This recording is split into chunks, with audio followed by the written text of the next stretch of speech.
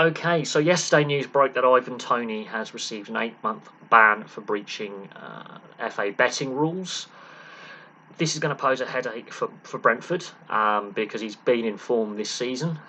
Thomas Frank is going to have to get a replacement in to the squad or promote a player from the youth squad to fill Toney's position up front. He scores them a lot of goals. He's been very crucial for Brentford this season in their really good season that they've had, their second season in the Premier League. But circling back to what's happened, he pled guilty to some of the charges against him when he was in front of the FA. He contested around 60% of the charges he contested, 40% of the charges he pled guilty to. So there was some guilt there, unlike in other cases such as Daniel Sturridge and Kieran Trippier, who completely denied that they had breached betting rules. Joey Barton is another example. When he was playing up in Scotland over a lengthy period, he had been breaching betting rules. And what we're seeing now is the Premier League clubs, in a few years' time, I think it's in 2026, will ban gambling sponsorship on jerseys as primary or secondary sponsors. That's in 3 years' time. So we'll have to see how this plays out. This has been a long, drawn-out saga. Yes, this is going to impact Brentford quite severely. They're going to have to get a replacement in or promote a replacement from the reserves or the under-21s to fill his spot in the squad while he's suspended. So Thomas Frank's going to have some issues in finding a replacement, and it's going to impact Brentford on the field. But also, it's going to damage his chances of getting into the England side for next year's Euros. 8 months. He's going to miss about a third of next season, maybe half of next season, plus the remaining games this season, of which Brentford have a few games left to play.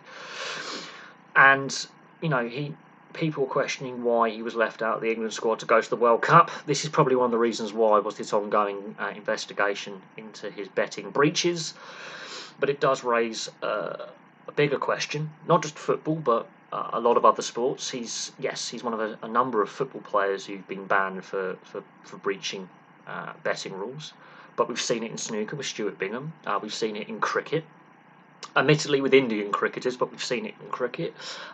We've seen it in rugby league many years ago in the NRL. So this is not a new thing globally for high-profile players in whatever sport to breach betting rules, but it does raise a concern about the relationship with the gambling companies in sport, and also how transparent and clear the rules are in regards to betting. Now, it's a troubling turn of events. We're seeing more and more pressure from anti-gambling lobby groups towards the UK government, here in the UK at least, to ban gambling sponsorship of sporting events, very similar to the tobacco ban and the alcohol ban in France, for example. We're probably going to see further calls to reduce the number of gambling adverts even further. What the government have basically stated over the last few years is that horse racing will be exempt from any gambling advertising ban because horse racing is so heavily reliant on the gambling industry for revenue. But they are looking at, during live broadcasts, reducing the number of gambling ads, especially at prime time broadcasts during World Cups and Euros and major tournaments or FA Cups, reducing the number of gambling adverts in a broadcast even further. And the Premier League clubs have stated that they are going to ban gambling sponsors from 2026. But is the length of ban appropriate, considering he did plead guilty to some of the charges he was accused of? How will this hurt Brentford going forward? They're going to have to get a replacement in, be it in the transfer market or promoting from their youth system, from within the squad.